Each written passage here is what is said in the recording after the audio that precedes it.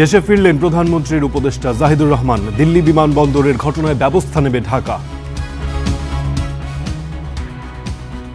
আমরা পুরো ঘটনাটা জেনে অবশ্যই যদি কোনো অ্যাকশন নেওয়ার থাকে আমরা সেই পদক্ষেপ আমরা নিব।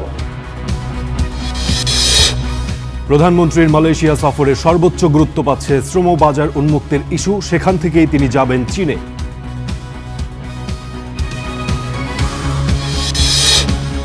কক্সবাজারের একরাম হত্যায় সরাসরি জড়িত বেনজির আহমেদ, জানালেন চিফ প্রসিকিউটর। ট্রাইব্যুনালে 10 মামলা।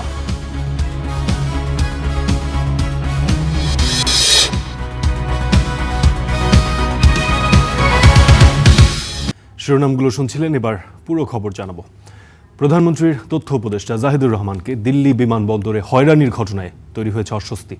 এই ঘটনাকে দুঃখজনক আখ্যা দিয়ে দ্রুত ব্যবস্থা নেওয়ার আশ্বাস দিয়েছেন পররাষ্ট্রমন্ত্রী। তিনি বলেছেন, বিকেলের মধ্যেই এ বিষয়ে প্রয়োজনীয় ব্যবস্থা নেবে মন্ত্রণালয়। সরকারি দায়িত্ব পালনের অংশ হিসেবে ভারত গিয়েছিলেন প্রধানমন্ত্রীর তথ্য উপদেষ্টা জাহিদুর রহমান। তবে দিল্লি বিমানবন্দরে তাকে দীর্ঘক্ষণ বসিয়ে রাখেন দেশটির ইমিগ্রেশন কর্মকর্তারা। এতে সফর বাতিল করে কলম্বো হয়ে দেশে ফেরেন তিনি। এ নিয়ে ভারতীয় কর্তৃপক্ষ আনুষ্ঠানিক কোনো ব্যাখ্যা না দিলেও ঘটনাটি প্রকাশ্যে আসার পরপরই ঢাকায় শুরু হয় কূটনৈতিক তৎপরতা। পররাষ্ট্র প্রতিমন্ত্রী বলছেন, এই ঘটনা কোনোভাবেই প্রত্যাশিত নয়, সংগ্রহ করা হচ্ছে বিস্তারিত তথ্য। It's not welcoming. We don't expect this kind of events to happen. But আমাদের মন্ত্রণালয় এটা খোঁজ খবর নিচ্ছে, ইন্ডিয়ার সাথে কথা বলছে। আমরা পুরো ঘটনাটা জেনে অবশ্যই যদি কোনো অ্যাকশন নেওয়ার থাকে আমরা সেই পদক্ষেপ আমরা নিব। ঘটনাটিকে দুঃখজনক বলে পররাষ্ট্র মন্ত্রণালয় ব্যবস্থা নিচ্ছে বলে জানিয়েছেন পররাষ্ট্রমন্ত্রী। এটা একটা অনাকাঙ্ক্ষিত ঘটনা, আপনি যেটা বললেন দুঃখজনকও বটে। এই বিষয়ে পররাষ্ট্র মন্ত্রণালয় যথোপযুক্ত ব্যবস্থা নিচ্ছে এবং আজকে দিন শেষে আমরা এই বিষয়ে আপনাদেরকে জানাবো। জাহিদুর রহমানের সঙ্গে এ ঘটনায় ঢাকা দিল্লি সম্পর্কে কেমন প্রভাব পড়তে পারে তা নিয়ে কূটনৈতিক মহলে চলছে জোর আলোচনা। আমরা এই বিষয়ে আপনাদেরকে জানাবো। ধন্যবাদ। নাইম আবির, স্টার নিউজ, ঢাকা। প্রধানমন্ত্রী তারেক রহমানের মালয়েশিয়া সফরে শ্রম বাজার ইস্যুটি সর্বোচ্চ গুরুত্ব পাচ্ছে, এই কথা জানিয়েছেন প্রবাসী কল্যাণ প্রতিমন্ত্রী নুরুল হক নূর। শ্রমবাজার প্রসঙ্গে আন্তঃমন্ত্রণালয়ের সভা শেষে গণমাধ্যমকে তিনি আরও জানিয়েছেন, সরকার প্রধানের এই সফরের মধ্য দিয়ে মালয়েশিয়ার শ্রমবাজারে নতুন সম্ভাবনা তৈরি হবে। সেখান থেকে প্রধানমন্ত্রী চীন সফরে যেতে পারেন বলেও জানিয়েছেন নুরুল হক নূর। এ সময় মধ্যপ্রাচ্য যুদ্ধ প্রসঙ্গে তিনি বলেছেন, বর্তমানে 2 থেকে 3 লাখ শ্রমিকের চাহিদা নতুন করে তৈরি হয়েছে। যারা এই সময় যাবেন তারা যেন যুদ্ধ থেকে দূরে থাকেন সে বিষয়ে খেয়াল রাখার পরামর্শও দিয়েছেন প্রতিমন্ত্রী। তারই ফলো আপ হিসেবে আমরা আজকে প্রবাসী কল্যাণ শুভেচ্ছা। আজকে মূলত আপনারা জানেন যে মালয়েশিয়া দীর্ঘদিন ধরে বন্ধ আছে। আশা করি সেটা প্রধানমন্ত্রীর সফরের মধ্যে দিয়ে একটা সুযোগ তৈরি হবে। এছাড়া থাইল্যান্ডেও সহ প্রায় 18টি দেশে আমরা 18টি এমইউ পাঠিয়েছি, যেগুলো স্বাক্ষরের জন্য আমরা অপেক্ষায় আছি। তো যেহেতু এই কাজটা পররাষ্ট্র মন্ত্রণালয়ের মাধ্যমেই সম্পন্ন হয়ে থাকে, এই বিষয়গুলো নিয়ে আলাপ আলোচনা হয়েছে। কক্সবাজারের ওয়ার্ড কমিশনার একরাম হত্যায় সরাসরি জড়িত পুলিশের সাবেক আইজিপি বেনজির আহমেদ, এমন মন্তব্য করেছেন চিফ প্রসিকিউটর মোহাম্মদ আমিনুল ইসলাম।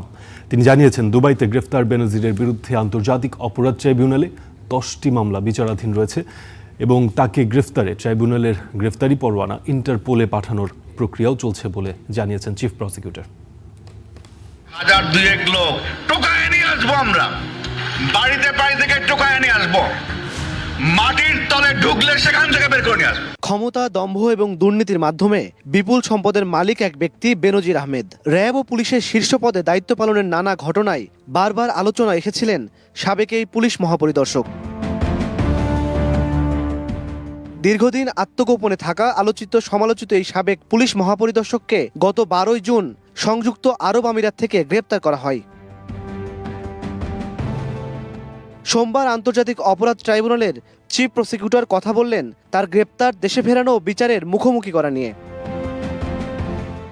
র্যাবের গোপন বন্দিশালায় গুম, শাপলা চত্বর হত্যাকাণ্ড, জুলাই হত্যাকাণ্ড সহ তার বিরুদ্ধে ট্রাইব্যুনালে 10টি মামলা তদন্ত চলছে বলে জানান চিফ প্রসিকিউটর। তিনি শাপলা চত্বরের মামলায় অন্যতম কুশীলব ছিলেন আসামি।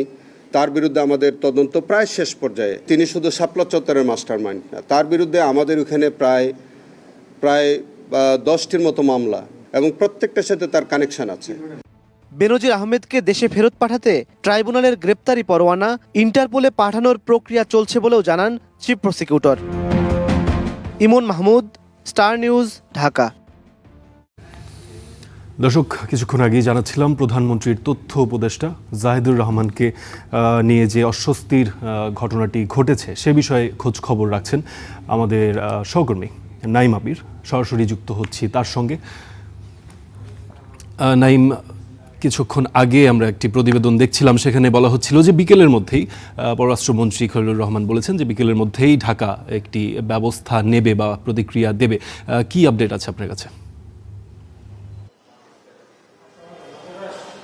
ফারদিন, একেবারে সবশেষ যেটি খবর সেটি হলো ভারতের ভারপ্রাপ্ত যে হাই কমিশনার রয়েছে পওয়ান বারে, তাকে মূলত জরুরি ভিত্তিতে তলব করা হয়েছে পররাষ্ট্র মন্ত্রণালয়ে।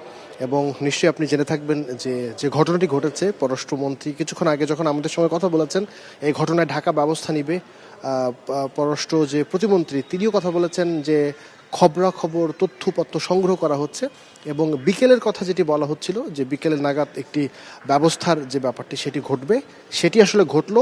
ভারতের ভারপ্রাপ্ত হাই কমিশনার এই মুহূর্তে বাংলাদেশে যিনি দায়িত্ব পালন করছেন তাকে সরাসরি পররাষ্ট্র মন্ত্রণালয়ের তরফ থেকে জরুরি ভিত্তিতে তলব করা হয়েছে এবং এই ঘটনার ব্যাপারে ব্যাখ্যা চাওয়া হয়েছে। এবং সেটির ক্ষেত্রে ডাক্তার জাহিদুর রহমান যে ঢুকতে পারে নাই, প্রবেশ করতে পারেনি দিল্লিতে, এবং তিনি ফিরে এসছেন 2 ঘন্টার বেশি সময় জেরা করবার কারণে, সেই ব্যাপারে কড়া অসন্তোষ জানিয়েছে বলে আমরা জানতে পেরেছি। পররাষ্ট্র মন্ত্রণালয়ের বিভিন্ন দপ্তর থেকে, বিভিন্ন সূত্র থেকে এই খবরটি নিশ্চিত করা হয়েছে যে ভারতের ভারপ্রাপ্ত হাই কমিশনার, যেহেতু ভারতের নতুন হাই কমিশনার সবেমাত্র বাংলাদেশে এসেছেন, এখনো পর্যন্ত তিনি তার যে প্রক্রিয়া রাষ্ট্রপতির সঙ্গে সাক্ষাৎ করে দায়িত্বভার গ্রহণ করা সেটি এখনো করেননি। সুতরাং ভারপ্রাপ্ত যে হাই কমিশনার রয়েছে তাকেই মূলত তলব করা হয়েছিল। কিছুক্ষণ আগের ঘটনা, এখন থেকে 4টা বাজার একটু আগে, 3:45 দিকের ঘটনা এটি। এবং এরপরে সেখানে পররাষ্ট্র মন্ত্রণালয়ের তরফ থেকে আমরা যতখানি জানতে পেরেছি যে সাউথ এশিয়ার যে ডিজি মহাপরিচালক দক্ষিণ এশিয়া, তিনি মূলত এখানে ছিলেন এবং সেখানে এই ঘটনার ব্যাখ্যা চাওয়া হয়েছে ভারতের কাছ থেকে। এবং ভারতের হাই কমিশনারকে বলা হয়েছে বাংলাদেশ যে ঘটনাটি ঘটেছে, যিনি প্রধানমন্ত্রীর তথ্য উপদেষ্টা ডাক্তার জাহিদুর রহমানের সঙ্গে, সেই ব্যাপারে বাংলাদেশ একেবারে অসন্তোষ জানিয়েছে। এটি হচ্ছে এখনো পর্যন্ত আমার কাছে সবশেষ খবরাখবর। এছাড়া বাকি খবরাখবর সারাদিন ধরে তো জানালামই, নিশ্চয়ই ফারদিন আপনিও জেনে থাকবেন যে এই বিষয়গুলো নিয়ে একের পর এক পররাষ্ট্রমন্ত্রী কথা বলেছেন, পররাষ্ট্র প্রতিমন্ত্রী কথা বলেছেন, এবং বিষয়টিকে যে বাংলাদেশ সরকার ভালোভাবে নেয়নি সেটি কিন্তু এই মুহূর্তে সবশেষ যে আমার কাছে খবর, সেই খবরে আসলে প্রমাণিত হয়ে গেল। এই হলো ফারদিন আমার কাছে সবশেষ। জি নাইম, পরিষ্কার। আপনাকে ধন্যবাদ। আমাদের এটাও নিশ্চয়ই আপনি আমাদের জানাবেন। রাষ্ট্রীয় আশ্রয় প্রশ্রয়ে সাবেক আইজিপি বেনজির আহমেদ দুর্নীতিসহ নানা অপকর্মে জড়িয়েছেন। দুবাইয়ে গ্রেপ্তারের পর তাকে ফিরিয়ে আনতে কূটনীতির পাশাপাশি দুই দেশের রাজনৈতিক সম্পর্ক গুরুত্বপূর্ণ বলে মনে করছেন বিশেষজ্ঞরা। সাব্বির আহমেদের প্রতিবেদন।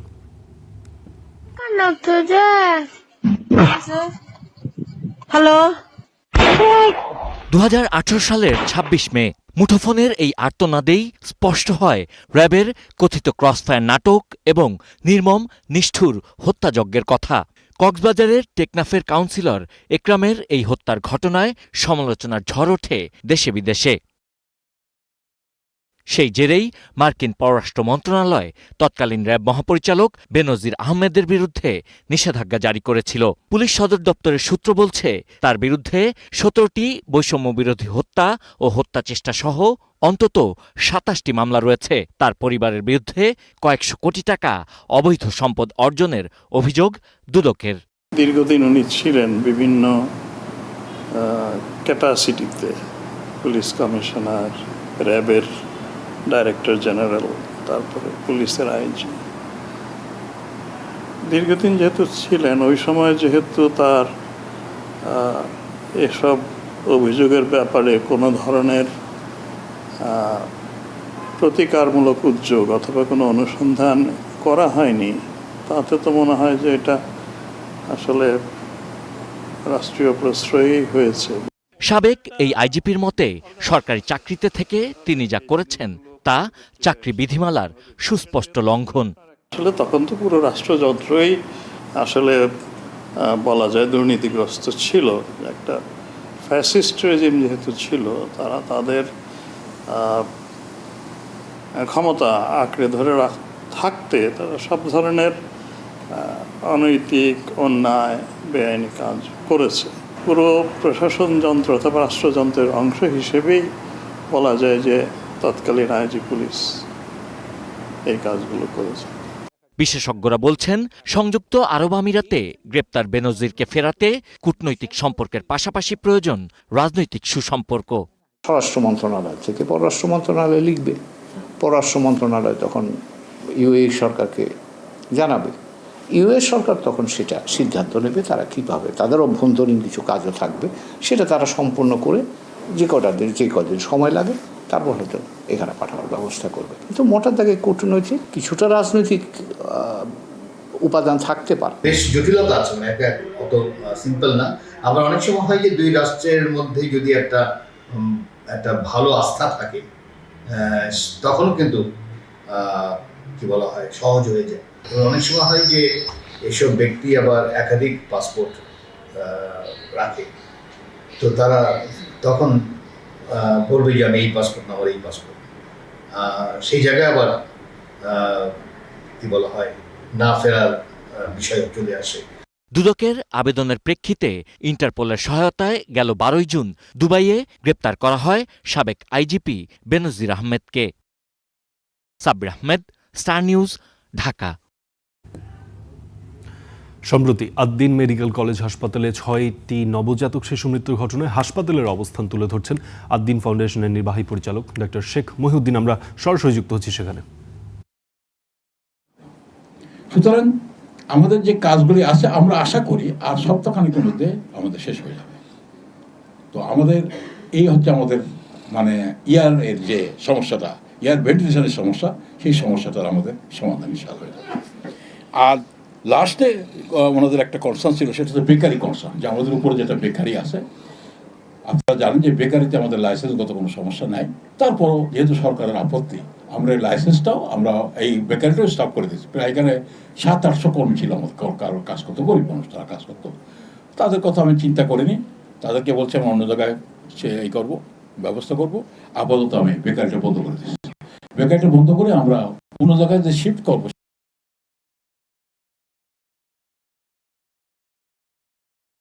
সেখানে নিয়ে যাবো, আমার স্থায়ী জায়গা রেডি হচ্ছে সেখানে নিয়ে যাবো। এই হচ্ছে মোটামুটি আমার কথা। আপনারা যদি এর মধ্যে কোনো আপনাদের কোনো কোশ্চেন থাকে একটু আমার সাথে শেষ, যদি কোশ্চেন থাকে তাহলে আপনারা করবেন, সবাই একসাথে করবেন না। আমি বয়স্ক মানুষ, আস্তে আস্তে করবেন, আমি আস্তে আস্তে জবাব দেওয়ার চেষ্টা করবো, আশা করি। হ্যাঁ অবশ্যই করবেন। আমি আমি আমি আমি সবাইকে ধন্যবাদ জানিয়ে আমি এখানে শেষ করছি। সবাইকে ধন্যবাদ। আদ্দিন হাসপাতালের আনুষ্ঠানিক অবস্থান সম্পর্কে তুলে ধরছিলেন নির্বাহী পরিচালক ডক্টর শেখ মহিউদ্দিন। সরাসরি দেখছিলেন সেটি। জুলাই গণঅভ্যুত্থানে রাজধানীর রামপুরায় কার্নিশে ঝুলে থাকা এক তরুণকে গুলি ও 2 হত্যা মামলার রায় 28 জুন। সোমবার যুক্তিতর্ক শেষে আন্তর্জাতিক অপরাধ ট্রাইব্যুনাল 1-এর চেয়ারম্যান বিচারপতি মোহাম্মদ গোলাম মোর্তজা মজুমদারের নেতৃত্বাধীন 3 সদস্যের বিচারিক প্যানেল রায়ের দিন ঘোষণা করেন। এ নিয়ে দ্বিতীয়বারের মতো ধার্য হলো এই মামলার রায়ের দিন। এর আগে 4 মার্চ এই মামলার রায় ঘোষণার কথা থাকলেও নতুন ডিজিটাল প্রমাণ দাখিলের জন্য সময় চায় প্রসিকিউশন এবং রাষ্ট্রপক্ষের সেই আবেদন মঞ্জুর করে স্থগিত হয় মামলার রায়। পরে এই মামলার একমাত্র গ্রেপ্তার আসামি চঞ্চল চন্দ্র সরকারের একটি স্বীকারোক্তিমূলক ভিডিও প্রমাণ হিসেবে দাখিল করে রাষ্ট্রপক্ষ এবং সেই ভিডিও প্রমাণের ওপর যুক্তিতর্ক শেষ হলে দ্বিতীয়বারের মতো রায়ের দিন ধার্য করেন ট্রাইব্যুনাল। এই মামলায় ডিএমপির সাবেক কমিশনার হাবিবুর রহমান সহ মোট আসামি 5 জন। এর মধ্যে একমাত্র গ্রেপ্তার আসামি সাবেক এএসআই চঞ্চল চন্দ্র সরকার।